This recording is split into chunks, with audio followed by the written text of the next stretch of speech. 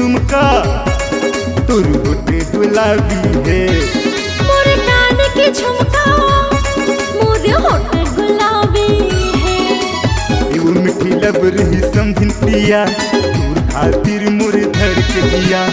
एगा मिठी लबरा गप्पूरा जा गाना सुना देगा ताजा ताजा। एगो मिठी लबर ही समझिन पिया तोर खातिर मोर धड़क दिया। एगा मिठी लबरा गप्पूरा जा गाना सुना देगा ताजा ताजा। तोर नैना शराबी तोर नैना शराबी तोर नैना शराबी है। मोर नैना शराबी मोर नैना शराबी मोर नैना शराबी है। तोर कान के झुमका तोर होठ गुलाबी है। मोर कान के झुमका मोर होठ गुलाबी है।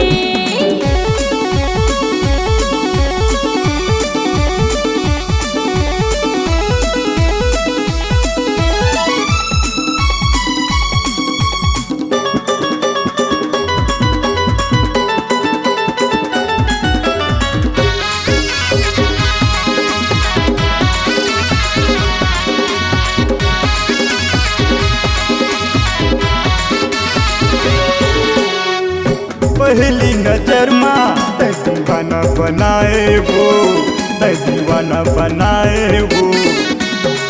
पहली नजर में मोर दिल में समाएगा तै मोर दिल में समाएगा।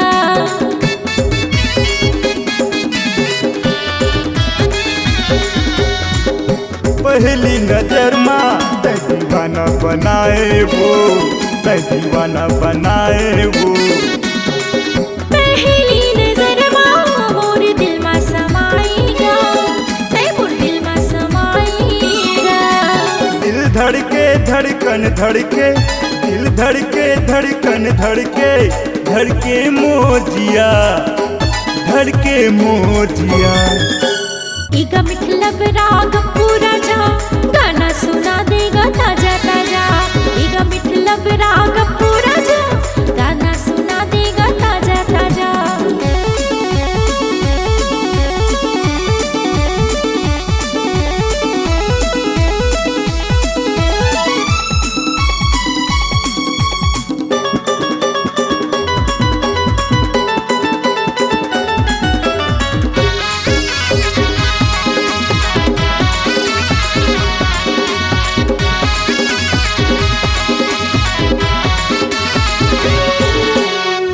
जियो के मोबाइल में मन भर के बतियाए मन भर के बतियाए। माया प्यार करके मोर दिल ला बहलाए मोर दिल ला बहलाए।